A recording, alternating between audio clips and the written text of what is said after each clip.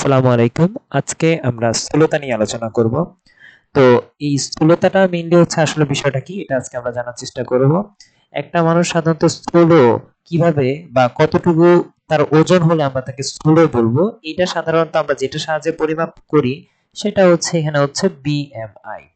তো বিএমআই এর পূর্ণরূপ হচ্ছে বডি, এম তে হচ্ছে ম্যাস এবং আই তে হচ্ছে ইনডেক্স। তাইলে বিএমআই এর ফুল মিনিং হচ্ছে বডি মাস ইনডেক্স।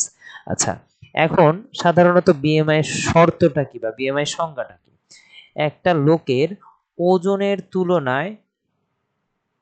তুলনায় উচ্চতার বর্গের অনুপাতকে, ওজন এবং উচ্চতার বর্গের অনুপাতকে আমরা বিএমআই বলা হয়। তো ওজনের একক হচ্ছে কেজি এবং উচ্চতা এখানে সাধারণত মিটারে মাপা হয়, তাহলে এটা হলো মিটার স্কয়ার।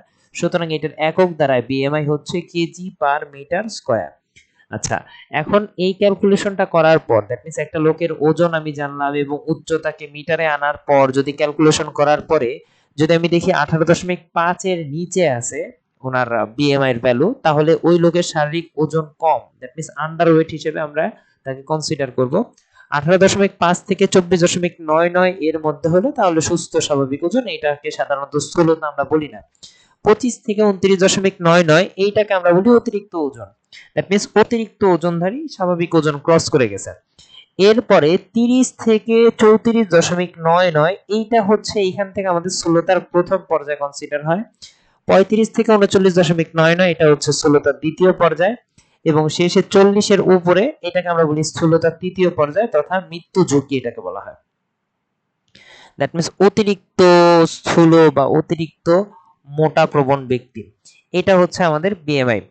তো অর্থাৎ বিএমআইটা হচ্ছে সূত্রটা আমার করতে গেলে কাজে লাগবে ওজন ডিভাইডেড বাই উচ্চতা স্কয়ার, এই দুইটার যে অনুপাত এটাকে আমরা বলতেছি বিএমআই। আচ্ছা, এখানে আমরা একটা গাণিতিক সমস্যা দেখি। লেখা আছে যে রামিমের ওজন 73 কেজি, আচ্ছা, এবং তার উচ্চতা 5 ফুট 5 ইঞ্চি। তো 5 ফুট 5 ইঞ্চি, তো তার স্থূলতার কোন পর্যায়ে আছে? তো প্রথমে হচ্ছে আমাকে শর্তটা হচ্ছে যে বিএমআই ইকুয়াল টু ওজন ডিভাইডেড বাই উচ্চতা স্কয়ার। এখন ওজনটা যখন আমি মাপবো, ওজনটা তো সাধারণত আমার কেজিতে আছে, তাহলে আমার কোনো সমস্যা নাই।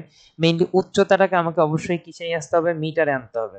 কিন্তু এইখানে আমার কাছে দেওয়া আছে হচ্ছে 5 ফুট 5 ইঞ্চি, তাহলে আমাকে এটাকে মেইনলি হচ্ছে পরিবর্তন ঘটাইতে হবে। তাহলে উচ্চতা যেহেতু 5 ফুট 5 ইঞ্চি, তাহলে আমাকে করতে হবে কি টোটালটাকে ইঞ্চিতে নিয়ে আসতে হবে। টোটালটাকে যদি আমি ইঞ্চিতে আনতে পারি তার মানে 5 ইন্টু 12, কারণ আমরা জানি 1 ফুট সমান 12 ইঞ্চি, এটা যদি আমি ইঞ্চিতে কনভার্ট করলাম আর হচ্ছে আর 5 ইঞ্চি, তার মানে এখন টোটালটা কিন্তু আবার ইঞ্চিতে আছে। আচ্ছা, এখন 5 12 60 আর 5 এ হচ্ছে 65 ইঞ্চি। আবার এইখানে আমরা শর্ত অনুসারে জানি যে একটা কনস্ট্যান্ট মান যে 1 ইঞ্চি সমান সমান 2.54, 1 ইঞ্চি সমান সমান 2.54, এটা চলে গেল তখন হচ্ছে সেন্টিমিটারে। তাহলে এখন আমার টোটাল হিসাবটা আছে 65 ইঞ্চি। 65 ইঞ্চি হচ্ছে কত, 2.54 ইন্টু 65।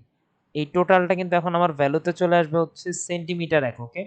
এখন আমরা যদি ক্যালকুলেটর দিয়ে ক্যালকুলেশন করি তাহলে আমরা এখানে মান পাবো হচ্ছে 165.1 সেন্টিমিটার। এখন আমরা জানি এইটাকে যদি 100 দিয়ে ভাগ করে দেই তাহলে কিন্তু এটা এখন সেন্টিমিটার থেকে তখন মিটারে চলে আসবে।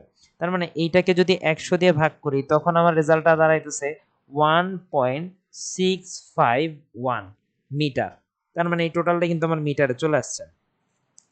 আচ্ছা, এখন ওজনটা হচ্ছে আমার 73 কেজি, যেটা আমার প্রশ্নে দেওয়া আছে, যেটা আমার পরিবর্তন করার প্রয়োজন হয় নাই। আর উচ্চতাটা আমি মিটারে নেওয়ার পরে পাইছি 1.651, অবশ্যই শেষে স্কয়ার দিতে হবে, না হলে ভ্যালুটা সাধারণত আমরা ভুল আসবে। তো এখানে তখন আমাদের ভ্যালু যখন আমরা ক্যালকুলেটর দিয়ে ক্যালকুলেশন করব, করার পরে এখানে এটার মান আসবে 26.781। এককটা কিন্তু শেষ পর্যন্ত আমাকে কেজি পার মিটার স্কয়ারে করতে হবে। সুতরাং আমি যেহেতু একটু আগে দেখছিলাম যে 25 থেকে শুরু করে আলটিমেটলি হচ্ছে 29.99, 29.99, এই ধাপটা হচ্ছে আমার অতিরিক্ত ওজন হিসেবে কনসিডার করা হয়। তাহলে এই ধাপের মধ্যে কিন্তু আমার রেজাল্টটা আসছে অতিরিক্ত ওজন। তার মানে আমার প্রশ্ন প্রদত্ত যে ভ্যালুগুলো দেওয়া ছিল ওখান থেকে আমি ক্যালকুলেশন করার পরে দেখলাম যে এই রেঞ্জের মধ্যে হচ্ছে পড়তেছে, সুতরাং উক্ত লোক হচ্ছে অতিরিক্ত ওজনধারী। এভাবে আমরা প্রত্যেকটা উচ্চতা এবং কেজি দেওয়া থাকলে সেখান থেকে খুব সহজেই বিএমআই বের করতে পারবো।